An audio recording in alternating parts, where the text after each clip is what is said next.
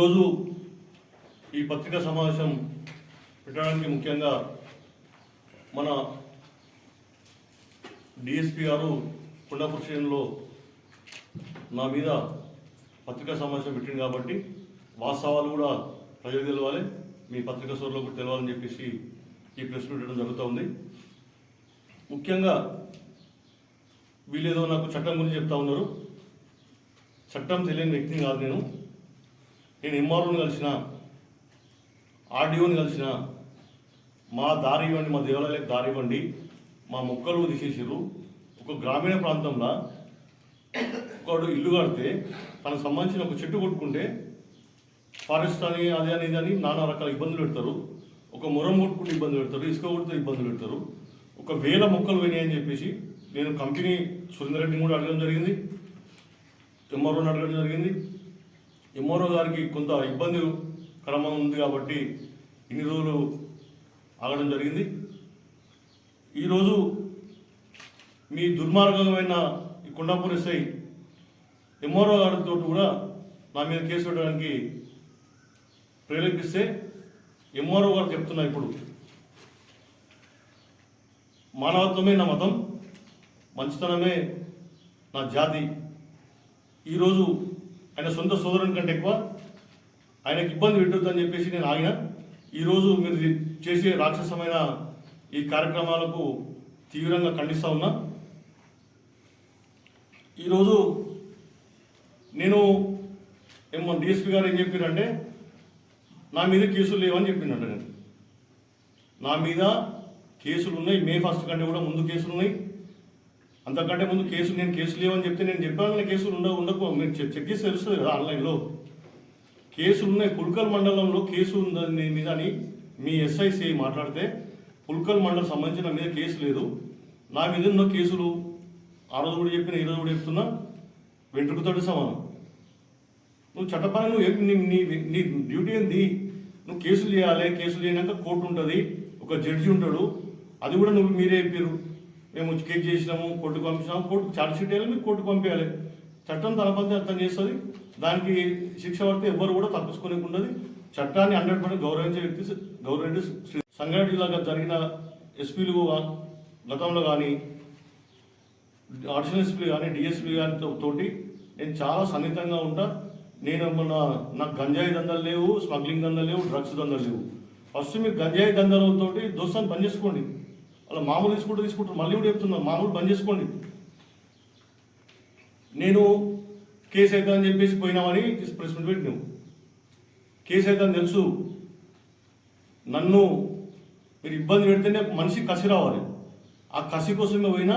ఇప్పుడు మీకు కూడా తెలుసు చట్టంలో అవినీతి అనేది, లంచగొండితనం అనేది తప్పు అని. మీరెంత అవినీతి చేస్తున్నారో నాకు తెలుసు. మరి డిఎస్పీ అనే వ్యక్తి ఈ డివిజన్లో ఉన్న సిఐ కానీ, కొండాపూర్ సిఐ కానీ, ఎస్ఐ కానీ అవినీతి గురించి ఇప్పుడు కూడా సవాల్ విసురుతా ఉన్నా. నేను మీరు మొన్న ప్రెస్ మీట్ పెట్టిన రోజు కూడా ఎల్లమ్మ గుడి మీద పెట్టి పసుపు బండారుతోటి ఛాలెంజ్ విసరడం జరిగింది. దాన్ని స్వీకరించడానికి రెడీ అంటున్నా. ఇప్పుడు కూడా రికార్డింగ్స్ ఉన్నాయి, ఇప్పుడు నా దగ్గర మొత్తం రిపోర్ట్ ఉంది. మీ కొండాపూర్ ఎస్ఐ సోమేశ్వరి చట్టం నడిపిస్తున్నాడు. అంబేద్కర్ రాజ్యాంగం కాదు, అక్కడ సోమేశ్వరి సిఐ రాజ్యాంగం నడుస్తూ ఉన్నది. నేను కూడా ఇక్కడ మా పార్కులో అంబేద్కర్ గారిని గౌరవించి పెద్ద విగ్రహం పెట్టి ఒక వనంలాగా చేద్దాం అనుకున్నాం. కాబట్టి నేను చాలా హట్ అయినా. దానికి నేను కేసులకు ఇక్కడ భయపడతలేను, ఎక్కడ కూడా ఇబ్బంది లేదు. నేను చేసేది ఉంటే ఇంకా ఎన్ని కేసులు పెట్టినా నేను పోరాటం మాత్రం ఇడివా కాదు. మేమంటావు నువ్వు దేవాలయాలకు వ్యతిరేకం కాదు, నువ్వు వ్యతిరేకం నువ్వెవరు మాట్లాడనీకే? నీ సబ్జెక్ట్ మాట్లాడు. ముందు ప్రజలకు లా అండ్ ఆర్డర్ మెయింటైన్ చేయండి. మంచి కేసులు ఉన్నాయి, పెండింగ్ ఉన్నాయి. ఇదేమో నా మీదనేమో కాన్ఫిడెంట్ ఇస్తే ఎంబడే కేసు అవుతుంది. ఎన్ని కేసులు పెండింగ్ ఉన్నాయి కూడా నాకు స్టేషన్లో లిస్ట్ ఉన్నది. మీరు ఏ కేసులో ఎంత తీసుకుంటారో, ఏం పైసల కోసం ఎంత ఎక్కడ పెండింగ్ ఉంది, అదంతా కూడా నా దగ్గర ఉంది. భారతదేశంలో వ్యక్తి మీరు చెప్పారు, భారతీయ వ్యక్తి ఎవరన్నా ప్రశ్నించవచ్చు అన్నాడు. సరే ఓకే, నేను మీరు గౌరవిస్తాను డిఎస్పీ గారు. మీ సీఏ అని ఏమన్నాడు, ఫుటైంది నువ్వెవడు అంటేనే ఆడ రభస అయింది. నేను ఒక బాల సర్పంచ్ భర్త అంటే కూడా అగౌరవపరిచి మాట్లాడినందుకు రభస అయింది. నేను ఒక భారత పౌరుని, నేను ఒక సర్పంచ్ భర్తను, మొన్నటిదాకా మేము కష్టపడి పెట్టినాం, మా డబ్బులు రాలేవని చెప్పిన చెప్పిన సందర్భంలోనే సిఐ గారు నన్ను రెచ్చగొట్టడం జరిగింది. నేను తోగర్పల్లి పౌరునిగా మాట్లాడుతున్నాను చెప్పిన, దాని కూడా రెచ్చగొట్టడం జరిగింది. నువ్వెవడో అని. నేను కూడా నువ్వెవడో అని అడిగిన. ఇప్పుడు నువ్వు నీ గౌరవాన్ని నువ్వు తగ్గేసుకున్నావు కదా, నీకు మర్యాద కాపాడుకోలేవు.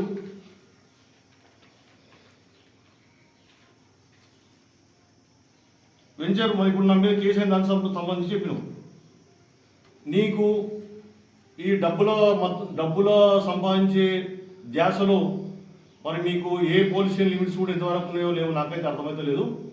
నేను ఒక వ్యక్తి నన్ను చూసి పారిపోతున్నాడు. ఎందుకు పారిపోతాడు? వాడు దొంగతనం భయం ఉంటేనే పారిపోతాడు కదా. నేను కొండాపూర్లో నన్ను చూసి పారిపోతే నేను ఎంబడి పెద్దాపూర్ చౌరస్తా మీద పట్టుకున్నా. పెద్దాపూర్ ఎక్కడ వస్తుంది? సాహస్పేట వస్తుంది. పెద్దాపూర్లో ఇన్సిడెంట్ అయితే కొండాపూర్లో కేసు పెట్టించారు మీరు. అది మీ డిఎస్పీ మీ విధి నిర్వహణ అలా ఉంది. ఆయన కేసు అయింది. కేసు ఇప్పుడు మీ నెలకు నీకు వచ్చే మామూలు రాకపోతేనే మీరు ఎంత ఇబ్బంది పెడతావో నాకు చెప్పారు గతంలో ఇక్కడ పనిచేసిన సిఐలు ఎస్ఐలు. కానీ నాకు ఒక సుమారు 5 కోట్లు రావాలి, నాకు ఎంత బాధ ఉంటుంది. రేపు మీరు చెప్పారు కాబట్టి ఆ టాపిక్ ఇస్తున్నా. రేపు కేసు ట్రయల్ అయ్యి నడుస్తే ఆ కేసు పెట్టిన వ్యక్తి వస్తే ఒకవేళ మీరు ఎక్కడున్నా వాడు ప్రాణాలతో పోతే ఛాలెంజ్ చేసి విసురుతున్నా. వాడు దమ్ముంటే ఆ కేసు ట్రయల్కి రావాలి. వాడు ప్రాణాలతో పోతే ఈ శ్రీధర్ రెడ్డి సంగతి అని చెప్తున్నాను. వాడు కనీసం రాని కూడా రాడు. ఆడ ఛార్జ్ షీట్ కూడా నా దగ్గర అన్నీ ఉన్నాయి. ఒక పనికిరాని వ్యక్తులు, ఒకడు సాక్షి మహబూబ్నగర్, ఒకడు నల్గొండకి వెళ్ళి తెచ్చి సాక్షులు పెట్టుకోరు. అది మీ పోలీసుల తీరు. దాని గురించి కేసు గురించి నువ్వు ప్రెస్ మీట్లో చెప్పాలి. నా గురించి మాట్లాడినావు, నా శ్రీధర్ రెడ్డి గురించి మీకు అందరికీ తెలుసు అని. నీ గురించి నేను చెప్తాను చూడు. ఇక నువ్వు నేను పోనీ అనుకోకుంటే నా గురించి మాట్లాడినావు కదా. పాపన్నపేట కాడికి వెళ్ళి నీ స్టోరీ తెలుసు. పాపన్నపేటలో గతంలో నక్సలైట్లు అటాక్ చేసారు, దుంకి పారిపోయినావు. ఒక పోలీస్ అంటే ఏం చేయాలి? యుద్ధం చేయాలి. నక్సలైట్లు అవినీతి నక్సలైట్లు అనే వాళ్ళను ఏరిపారానికి నీ గన్నెందుకు ఇస్తారు? సమాజంలో శాంతి భద్రతలు కాపాడాలి, నక్సలిజం పెరగొద్దు. నీకు గన్నిస్తే పాపన్నపేటలో స్టేషన్ దుంకి పారిపోయినా నువ్వు. అప్పుడు ఉన్న ఆడిచిన ఓఎస్డి శ్రీనివాసరెడ్డి గారు ఏం చేసారు అది కూడా చెప్తా. అది మీకు నీ ఇష్టం. అది మీరు ఒక డిపార్ట్మెంట్ గురించి నా గురించి మాట్లాడే డిపార్ట్మెంట్ నువ్వు నా గురించి మాట్లాడితే అది నీ విజ్ఞతకే వాళ్ళకి బదిలేస్తున్నా. ఇక సిఐ కథ చెప్తే పెద్ద పర్షానిగా ఈయన భుజంగరావు ఫోన్ ట్యాపింగ్ భుజంగరావుకు అత్యంత సన్నిహితుడు. భుజంగరావు ఏం చేసినా మన అందరికీ తెలుసు, మనం అందరం చూస్తున్నాము. పాపం గతంలో ఇక్కడ పనిచేసిన తిరుపతి అన్నను కూడా బలి చేసిరు వాళ్ళు. ఈరోజు ఒక భార్య భర్తలు మాట్లాడుకునే కనీసము వినడానికి కూడా సిగ్గు అనిపిస్తుంది. భార్య భర్తలది ఇంకోటిది అంతా ఫోన్ ట్యాపింగ్ చేసిన మీ భుజంగరావు నువ్వు సుమన్ రావు నీ ఆటలు సాధిస్తామనుకుంటున్నావా? ఖబర్దార్. లాస్ట్ పోస్టింగ్ కూడా నీది ఇదే అనుకుంటున్నా. ఎన్నో ఉండవు లెక్క పెట్టుకో. అంటే కౌంట్ డౌన్ స్టార్ట్ అని చెప్తున్నా. నువ్వు సైబరాబాద్లో చేసినావు. సైబరాబాద్లో మాంది సార్ ఏం చెప్పిండు కూడా నాకు తెలుసు. సైబరాబాద్ కూడా మళ్ళీ పోస్టింగ్కి వస్తే నేను జైలుకి పంపిస్తాను బెదిరించిండు. నీ అవినీతి అట్లున్నది. నువ్వు నాకు చట్టం గురించి ఏదో చెప్తారు మీరు.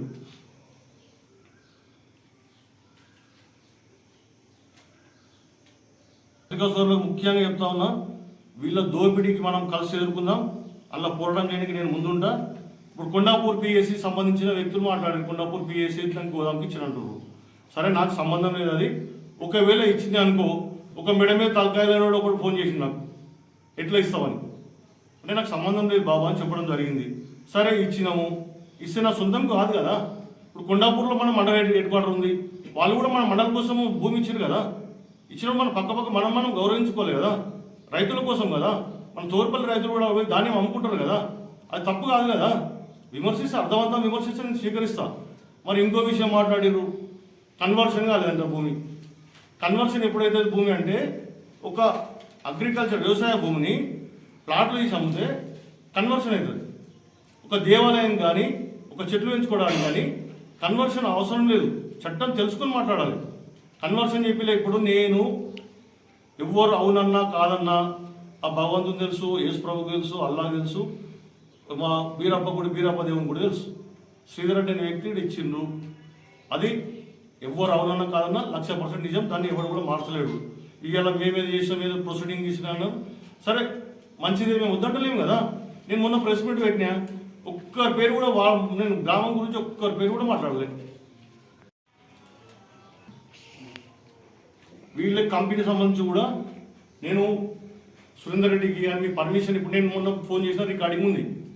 రికార్డింగ్లో నీకు తిట్టిందే కనిపిస్తుంది, కానీ నేను ఎందుకోసం తిట్టినా నేను మర్యాదగా అడిగిన, మీ పేపర్స్ ఏమున్నాయి, మీకు ఎంత పర్మిషన్ ఇచ్చారు, మీకు ముక్కలు తీయడానికి ఏం పర్మిషన్ ఇచ్చారు, నేను అన్ని చట్టపరంగానే అడిగిన.